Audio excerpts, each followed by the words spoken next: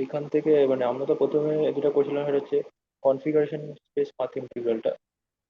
সেটা তো না হয় মানে একটা ধারণা করতেছি যে কনফিগারেশন স্পেসে দুটো ফিক্সড পয়েন্টের মধ্যে আমি যতগুলো পসিবল পাথ আছে প্রতিটা কন্ট্রিবিউশন নিচ্ছি, ফেজ প্রতিটা ফেজের contribution.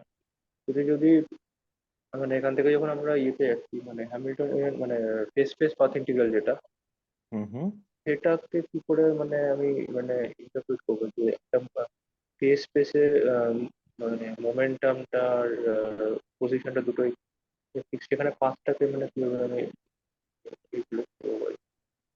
Okay, so that discussion comes. So this is the going back to the original discussion.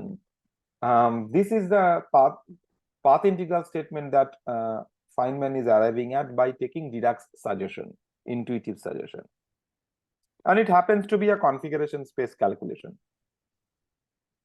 Right? This is the configuration space calculation. Now, this is a matrix element that is defined in usual quantum mechanics, and we have an alternative description already for the usual quantum mechanics, the usual description, Schrodinger like, or with using Hamiltonian. So you could ask, we should be able to verify this relation.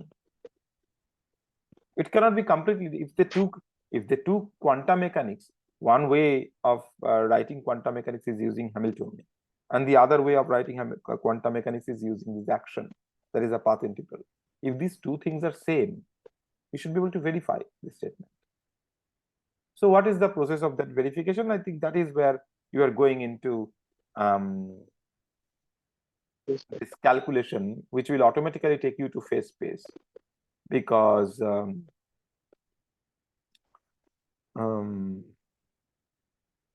the Hamiltonian depends on momentum. When you use the Hamiltonian framework of quantum mechanics, Hamiltonian has momentum, right? Hamiltonian is a function of x and p, phase space. Hamiltonian is a function in the phase space.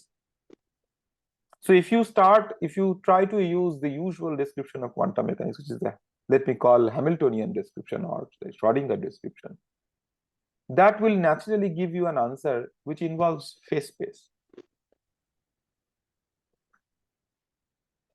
So starting from the usual Hamiltonian description, if you want to derive that same matrix element for which you have written the answer in path integral, then it is natural to expect that you would end up getting certain relations involving phase space.